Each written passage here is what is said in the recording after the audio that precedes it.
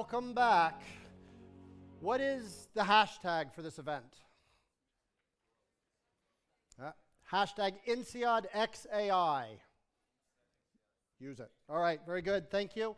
In terms of the flow, we're going to, a big transition from this morning where we were focused on really macro, understanding the technology, impacts on industries and societies.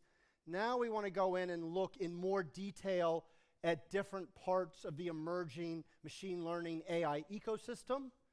And rather, we'll get to startups and stuff, but rather than start with the startups, why don't this time we start with the big players and a key representative, Chief Digital Officer for Engie. Please join me in welcoming to the stage Yves and Bruno is back. Bruno, over to you. Thank you, Peter. Thank you.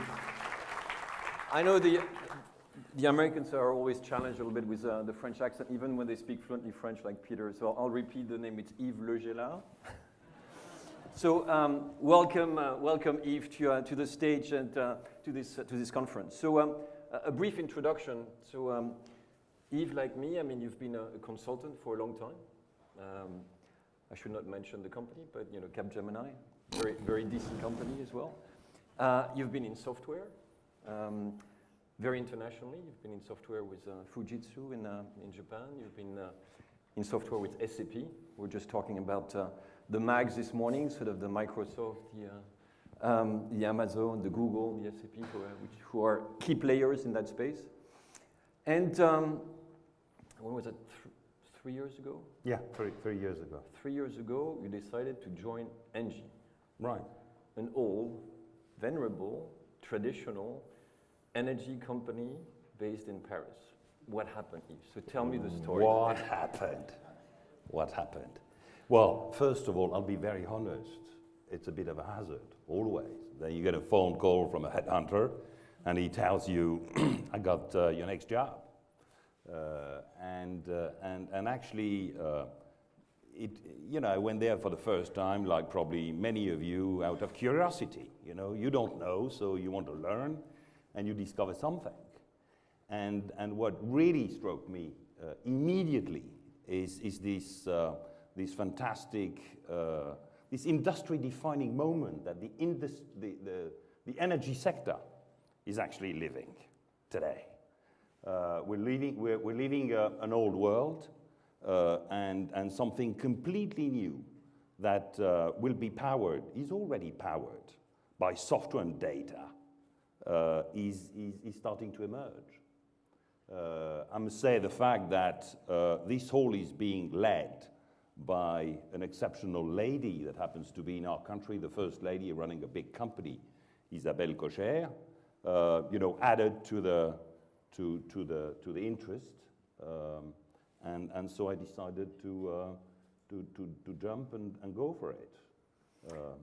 Very good. So that, as Peter was saying, you know, starting with an incumbent is a good story. AI is not just about startups. So you received an award from Les Echos earlier this week for the best program in management and governance, which is a data program. So maybe, you know, let's start with that story. What happened in the last 3 years? What was basically this digital transformation story you've been leading to that award? Okay. Well, first of all, you mentioned the fact that the company is venerable, is a fairly sizable company. We operate in 70 countries. It's an organization of 150,000 engineers. And the first thing we did was to build the Suez Canal, right? For those who, you know. So, remember history. So for those who like history. But still, it was a pioneering piece of work and quite an advanced piece of engineering. And that's the DNA of the company. So the digital agenda and the journey was actually into 3 parts. First of all, my predecessor in the job of Chief Digital Officer created an environment where he encouraged those thousands of engineers to play with new technologies. And the first thing you've got to do is to, you know, plant seeds or let seeds grow. And that's what happened. After two or 3 years of this, we ended up with about 300 proof of concepts, right? Something. And it was not too difficult. I mean, suggesting that a bunch of engineers play with the latest technology doesn't require an enormous amount of management and drive. It just happens. And then, as Isabelle took over, the suggestion, recommendation I made was that perhaps we would move from 300 proof of concepts to 30 programs that would impact the P&L, because we're in the business of making money as well. Okay, so at some stage, all this genius needs to materialize into some form of impact. And we drove, in parallel, two very large programs. One focused on customers, and I'll get back to that, and where, how AI today impacts this particular first big program. And 18 projects were, out of the 30, were in this particular field. And that's the first one we pioneered, with an outstanding consulting firm as partner, and Bruno to drive the car. So that was that. And then we drove another stream on our industrial assets, our power plants, our wind farms, our solar farms, some of our more traditional pipelines, transmission lines that we have, because we are a fairly large energy firm. And this represents extremely complex industrial assets. And just 1 point of performance of something that is worth $1 billion impacts the P&L. So this is where we have injected some of our efforts, and we managed to get this on the road from Shanghai to Santiago.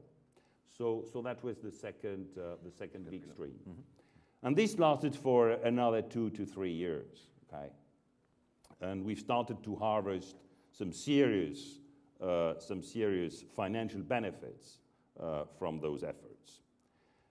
And then underway, it became very clear that the fuel for all this was data. We didn't see it initially, I'll be honest with you. I mean, we thought that software was more important, and we injected a lot of energy into assembling rockstar teams of software developers and making sure that, this sort of agile thing and all the things that I'm sure you learn at INSEAD was in place and in action. And gradually it was clear that, we needed to feed all this with probably another magnitude of data. We started with the data we had, and it was very clear that to reach the level of performance that we wanted to achieve, we needed more data, a lot more data, which means that you need now to move to the data-driven stage, where you need to install several millions of additional sensors on all sorts of machines and equipment that so far you were not connecting, because you saw no interest to do that. And if you want to go beyond the 95% probability, beyond the 98% probability, you need a lot more data. So Yves, just before we dive into the sort of concrete cases, something I should have done from the beginning is maybe give you a chance to describe a little bit what Engie is about, right? Because we, it's a venerable company, but this is not a very francophone crowd, so it's probably not as sort of famous. But right. $60 billion sort of business, and what do you do? I think that would help. What is it that we do for a living? Exactly. All right, that's good. Yeah. So we are a close to $70 billion company, and we do two things. First, we help customers manage the way they burn energy. How to make sure that in the process of what they do, they burn as less as possible. And we are the only energy on planet Earth that has an extremely large, well, actually number one in the world, services organization, which which means that we have 100,000 out of the 150,000 that every day wake up in the morning to go and improve and help customers manage the energy they burn. And once this is done, the second thing we do is we provide the energy that's required, because there will still be energy required. And actually, it's something that's growing. And inject as much green energy as possible in the mix. Those are the two things we do. Absolutely. And maybe a couple of words about the 3D strategy, which probably describes... Right, okay. So the way Isabelle described that, as she launched the rotation of the organization 3 years ago, is along something that is called the 3D strategy, what we observe, and our strategy is first to decarbonize. Decarbonize means that this lady decided to get rid of 15 billion of coal and to inject 15 billion into wind and sun. We are the number one having done that to that scale, because we are very committed to inventing the new world. Mm-hmm. So that's the decarbonization. The second thing that is obvious is that we used to be in a world where big objects, big power plants, were providing large sources of energy through gigantic networks to zillions of individual customers that were actually burning this energy. That was the model, big, big, small. Okay. We're moving into a world where tomorrow, already today actually, even possible in this country, you can install a rooftop on the top of your house, you can install a battery in the garage or somewhere, and you become a producer. So the production is gradually moving from an extremely centralized way of producing things to a completely decentralized way of producing things. That's the second D, decentralization. And the third D is digitalization. In order to make this possible, you need to really move into the digital age, which is an age based on software and data.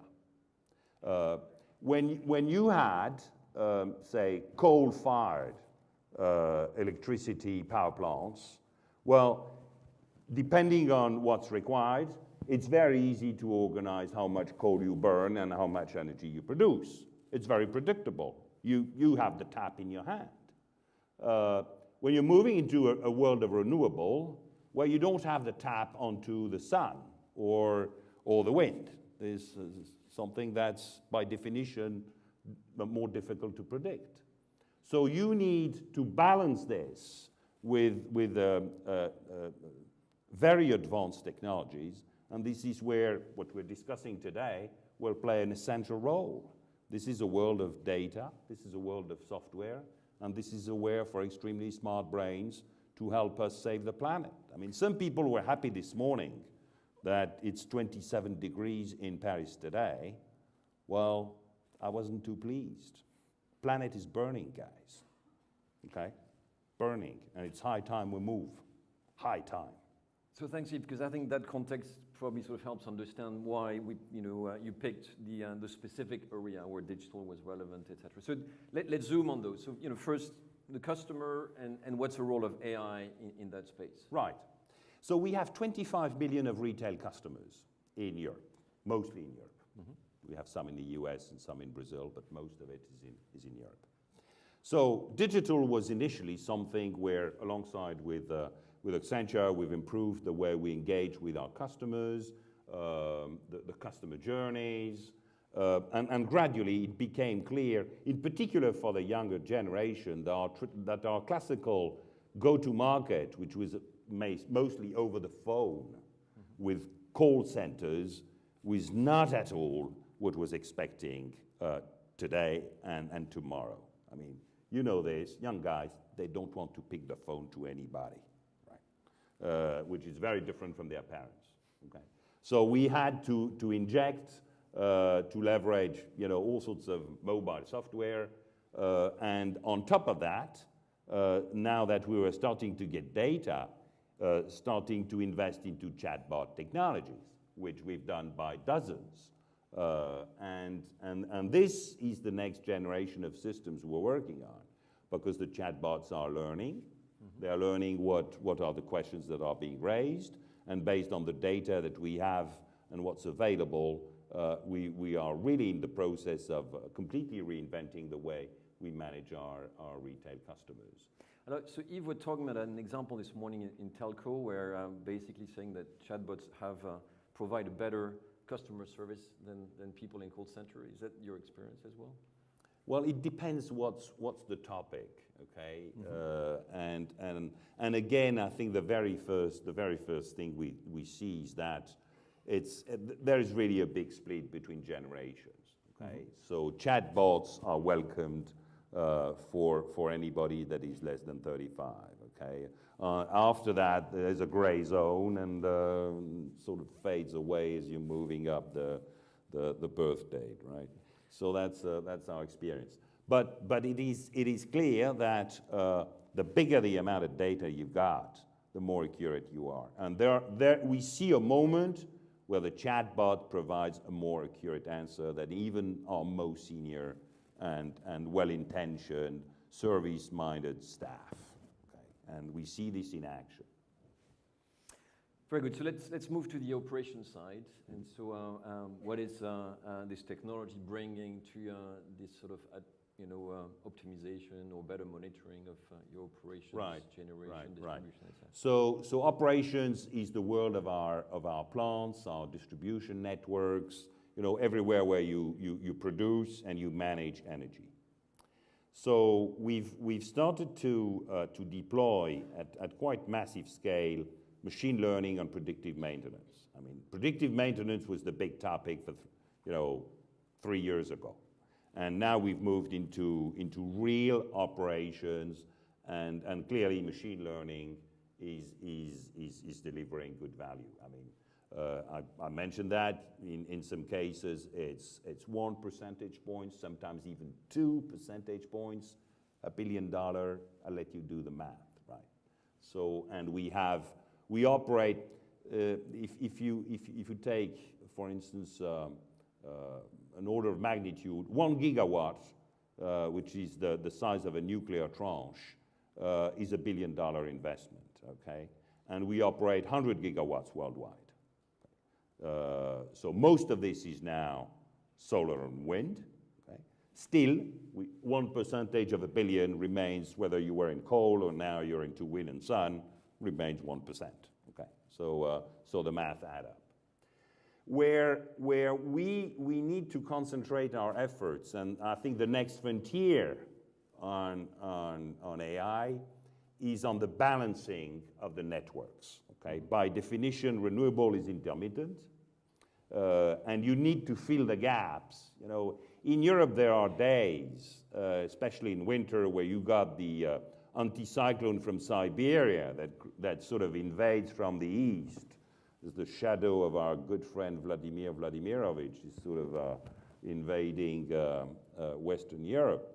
And those are days that we all know, at least in this part of, for those of you who live in Europe, where it's getting cold. It's getting,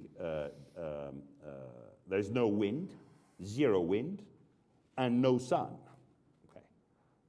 And this is the moment where you really need to mobilize all the assets to make sure that still there will be no collapse of the network. Now, fortunately on that road, we see new technologies arriving. Electric vehicles will be a fantastic source of hope, because the amount of energy that's stored in a Tesla Model S is very big. But still, you would need to be able to mobilize all these storage that either people would have home or that you would have next to your home, in your garage, in your car, to make sure that there are moments where this is being called, okay? So all the topic of demand response in a decentralized world will be something that will be completely AI-based, completely. And this is the next frontier, which is fascinating. It is very complicated, but it is something that's very exciting. Few people know, for instance, that alongside with 2 or 3 global competitors, we operate a gigantic trading room where we trade energy. Okay? And this is really the heart where today things happen in the balancing between the production and the distribution to make sure that it never stops. Okay? And we have at Engie, a team of about 1,000 mathematicians and traders that balance this, and the amount of creativity that they have today is fantastic, and it's all about managing this trade-off between demand in a decentralized world, especially when it's getting into a weather environment where there is no wind and no sun, and it does happen. So Yves, I hope, and I'm quite sort of sure that your description of the work of Engie today is quite exciting for this room, and probably quite different from maybe the image that those companies have had in the past. So how do you attract and nurture the type of skills you need to actually work in that kind of environment, right? Which is probably quite different, from the X-mean that used to be hired in the old days. They're probably still hired, and they're good in maths. But so how do you get the kind of culture that we talk about around AI and digital? The very first thing is to make our company known. I'm sure most of you have discovered in the past 15 minutes, a company that they couldn't imagine, and some of our competitors are advancing. So the energy sector is an exciting place for the next 20 years. And a lot of things are going to happen. I think we are working at a place where if there is one purpose in the next 15 years or 10 years for the planet, it is how to address this energy equation. Okay. I was fortunate enough to attend at Davos last year, and every evening we had a cheese estate, okay, of very large nations. Started with Prime Minister Modi, and then we had the French President. All of them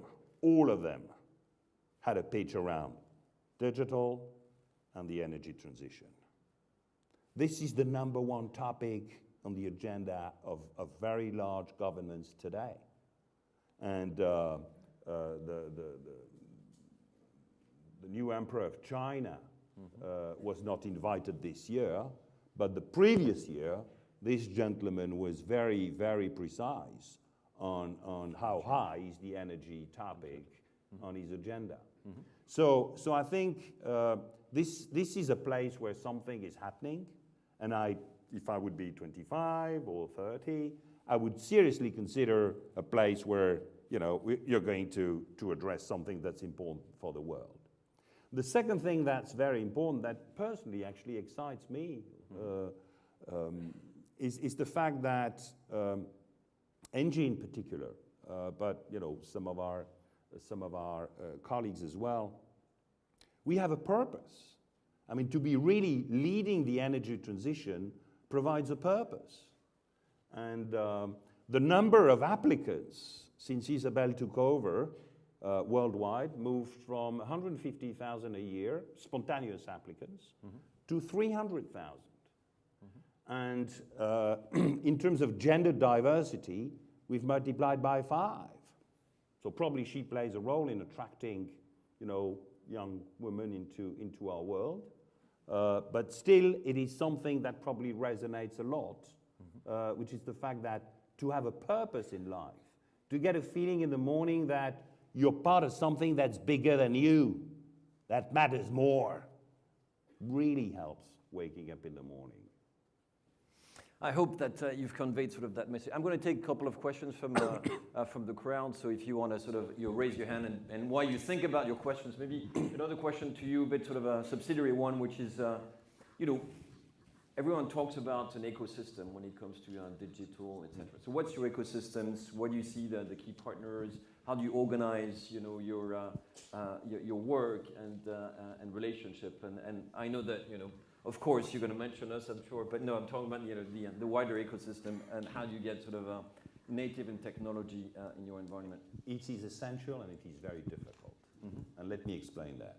It is essential because it's very clear that large organizations that used to have, you know, research and development labs, everything home like a Soviet combinat, completely integrated from, you know, birth to death. I mean, that doesn't fly anymore. It's very clear. Okay. So you really, you can only succeed with an ecosystem. Now, how do you pick your strategic partners is something that's delicate because, you know, the intricacies of the relationships in our field, you know, makes the borders between who's a competitor, who's a colleague, who's a friend, who's an ally, something that, you know, is moving very fast. Still, I think what strikes me is that if you pick the cloud as an example, okay, I mean, we've decided for a cloud-first strategy actually when I took over 3 years ago, right? And now I've reversed the pitch. People have to ask permission not to go to the cloud. Okay. Why is that? Because if you pick the Amazons, the Googles, the Microsoft and the SAPs, they have so many smart engineers in their labs, I mean, tens of thousands of smart guys, that even if some of them are very lousily managed, which I'm sure also happens in these environments, still the amount of innovation that they load, they put at disposal is of an incredible magnitude. And I want to tap into this. So today I have those agreements and those partnerships. Then you got to translate this innovation into action. And this is where, you know, large firms like the Accentures of this world play a key role. What also matters to me is the size.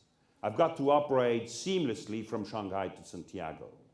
So regardless of how smart it is a particular solution, if I cannot scale it, it's useless. It's a distraction. So scale matters. And what also matters is the fact that it has to work.